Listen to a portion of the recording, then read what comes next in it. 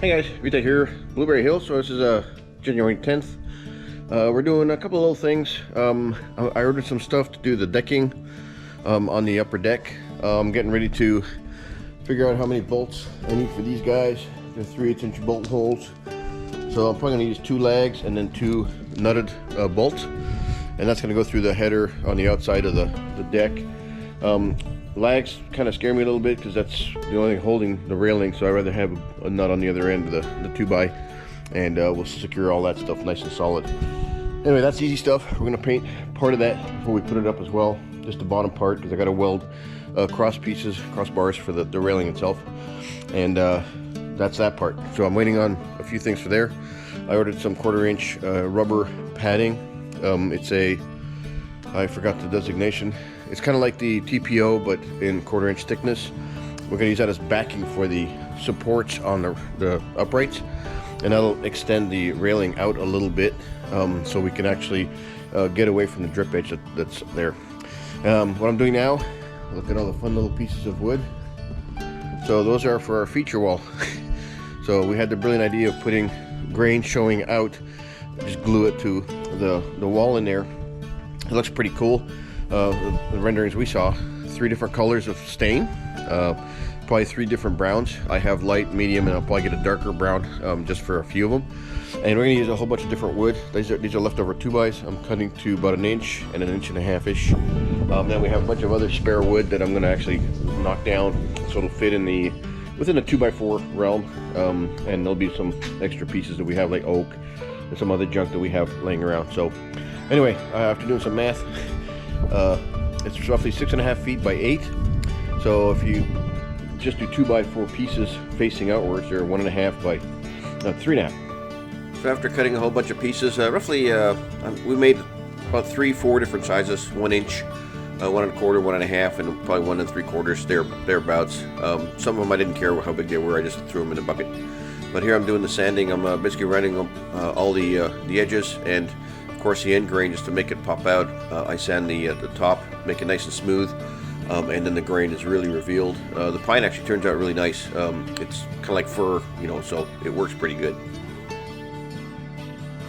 This was very tedious, though, as you can imagine. I had 1,500 of these things, roughly. So I spent, I think, about 12 to 16 hours doing this. Took a while, several days. Here I am cutting some more pieces. It's kind of hard to see what I'm doing with the time lapse, but I'm doing 2 at a time when I can. And I'm making I have a block that marks the size, or helps me cut them to the right size. So I do a bunch of them, then I change it and keep going. So the purple bucket you see right there, those are the cuttings we had from all the framing in the house. So we didn't throw anything away, or not much of it, and we kept it just for this purpose. So here's a real-time version of what I was doing with the sanding. Basically, I push the end grain, decide that I want to expose the grain on, make sure nice and smooth and all the grain pops out, no cuts from the saw or whatever. And then since they're going to be different depths, I have to sand the outside, both sides a little bit, and then round the edges. So I think the rounding part will expose more of the grain, and it'll look pretty cool. Anyway, it takes about 10-15 seconds per block. So you can imagine how many minutes it takes to do 1,500 of those things. Oh, and on another note, this is a second sanding machine. It's an oscillating edge sander.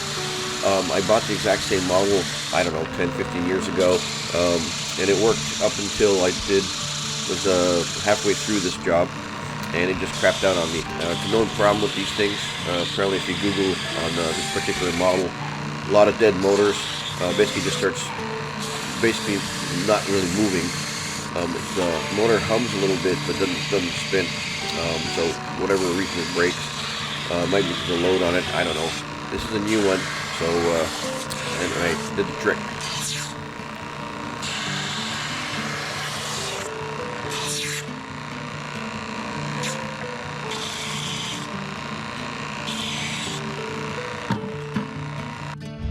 Hi guys, we're here, Blueberry Hill. So this is January 20th. Finished sanding and everything. All the small pieces of wood we were cutting from the framing, all the end pieces, they're all over here. So we're guessing around 1,500. If I need to cut a few extras, I'll go ahead and do that. We won't know until we start putting stuff on the wall. These are going to get stained in 3 different batches, 3 different colors. And then over here we have a couple of kind of long oak pieces. These are from the treads, little triangle things. They're going to be on the wall vertically like this, maybe a couple of horizontal, just for fun. And I did it backwards, horizontal, vertical. You know what I mean. Anyway, no big deal. I just set up a little tarp out here. I'm going to start staining. I'll show you that in time lapse. We've got 3 colors: dark, medium, and light. I might show you what the name of the colors are. I don't even know. I know one's kind of like a pine, something or other, and then a darker stain, kind of walnutty. But anyway, we're going three colors, pretty random. Don't care how many there are of each. I'm just gonna splash it in there, clean them off, and then once they're stained, we'll be gluing them on the wall with liquid nails or maybe even hot glue. I think a liquid nail is going to work better because you can go pretty quick without waiting for the glue to heat up in the heat gun. But anyway, switching into time lapse, and I'll talk to you later. So we have 3 giant piles that I've kind of split up evenly, and I'm going to stain them 3 different colors. I believe this is like a middle tone. It's a pine something or other, and I'm basically using a paint trough to just put the stain in, and then I dip the end in it, and then I kind of wipe it off. Kind of tedious work, but nonetheless it was fairly easy to do. Just trying to get the sides as well, because again they're different depths, so you're going to see the end side grain of the wood. So it was I had to do basically all 4 sides and continue from there. So you may notice our new little puppy running around. Her name's Rye. We call her Riley. So we have a dog named Whiskey, and she's Rye. So there you go. Anyway, she was hanging out with me, watching what I was doing, stealing the rags and stuff like that. And this took a while, of course.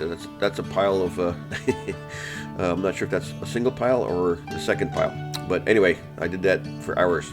So 3 different colors. You'll see it. We'll switch over to the dark color in a minute here.